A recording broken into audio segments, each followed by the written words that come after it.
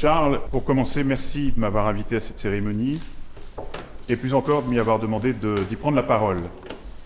Exercice spécial, important, mais aussi intimidant, parce que j'ai plus l'habitude de chanter en public que de parler, tu peux imaginer.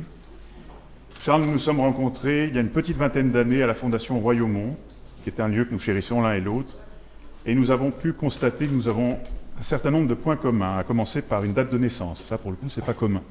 Un amour immodéré pour la bonne chair, les bonnes tables, une grande passion pour la musique, ce qui sonne évident, pour le concert, le spectacle, mais peut-être plus encore pour cette période plus ou moins longue qui les précède et que le public ne soupçonne pas. Ce temps de recherche, de découverte, de rencontre, d'échange, de réflexion sur tout ce qui touche à cet art subtil de la musique, le style, la langue, et aussi le vestimentaire, Charles. Et je ne peux pas ne pas mentionner cet autre point commun que nous avons, une forte aversion pour les nœuds de cravate mal faits, voire trop serrés. Et là, je dois vous raconter une petite anecdote. À l'automne 2004, au moment où on s'est rencontrés, à Royaumont, quelques minutes avant le début d'un concert, Charles, que je croise en coulisses, me trouve indigne de chanter Schubert avec un nœud de cravate simple et entreprend de m'en faire un double. Magnifique, je ressemblais enfin à quelque chose et Schubert était sauvé. Mais c'est naturellement quand j'ai commencé à chanter que j'ai senti que le nœud de cravate était trop serré. J'ai pu voir que Charles l'avait également compris quand nos regards se sont croisés et quand je l'ai vu s'enfoncer de quelques centimètres dans son siège pour quasiment disparaître entre les deux femmes qui l'entouraient.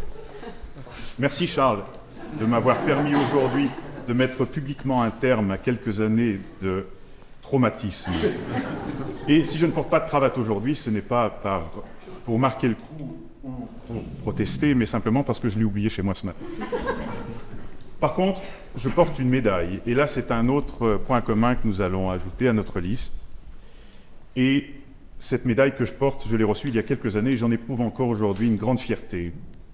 Et aujourd'hui, je suis heureux qu'on la remette à une personne que j'estime d'abord, mais plus encore peut-être à quelqu'un qui, pour une fois, qui n'est pas un artiste qui brille sur la scène, qui est visible sous les feux de la rampe, mais un artisan qui travaille dans l'ombre, dans les bureaux des DRAC et de tous ces réseaux, et qui rendent tout ce que j'ai évoqué plus tôt possible et qui nous autorise aujourd'hui à écrire le mot culture avec un C majuscule. Merci Charles, félicitations